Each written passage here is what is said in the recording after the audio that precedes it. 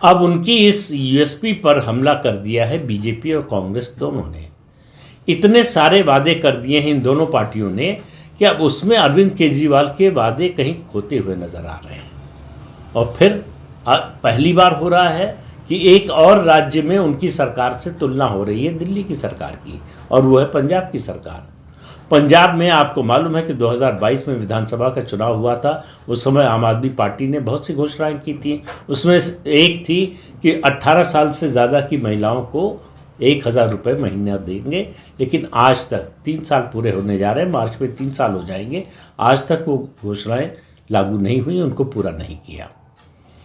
लेकिन असली बात जिस वजह से मैं कह रहा था कि ये लड़ाई अरविंद केजरीवाल और राहुल गांधी के बीच में है, उसके पीछे है मुस्लिम मतदाता। दिल्ली का मुस्लिम मतदाता पहली बार उसने 92 में जब अयोध्या में विवादित ढांचा गिरा, उसके बाद वो कांग्रेस के विकल्प की तलाश में था। उस समय सामने उसको जो है कमज़ोर ही सही जनता दल नज़र आया, तो मुसलमानों का एक अच्छा खासा सेक्शन जो है वो गया जनता दल के साथ, उसने वोट दिया, मुस्लिम वोट बटा और फ़ायदा हुआ बीजेपी को। विधानसभा बनने के बाद पहली और वो आखिरी जीत थी अब तक की भारतीय जनता पार्टी की। उसके बाद मुसलमान को लगा कि अगर इस तरह से बढ़ते हैं तो भाजपा उसका फ़ायदा उठा लेगी और सत्ता में आ जाएगी। वो फिर लौटकर कांग्रेस के पास चला गया। तो 93 के बाद मुझे लग रहा है पहली बार 2025 में एक बार फिर से मुस्लिम मतदाता विकल्प की तलाश में है। उसका अरविंद केजरीवाल से मोह भंग हो चुका है। क्यों मोह भंग हो चुका है, ऐसा क्या किया अरविंद केजरीवाल ने?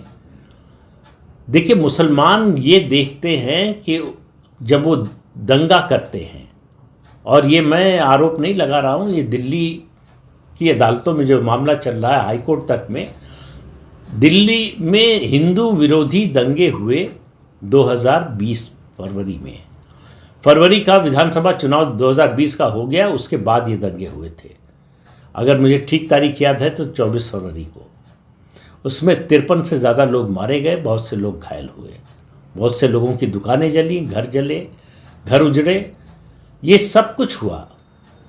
सबसे ज़्यादा प्रभावित हुए हिंदू।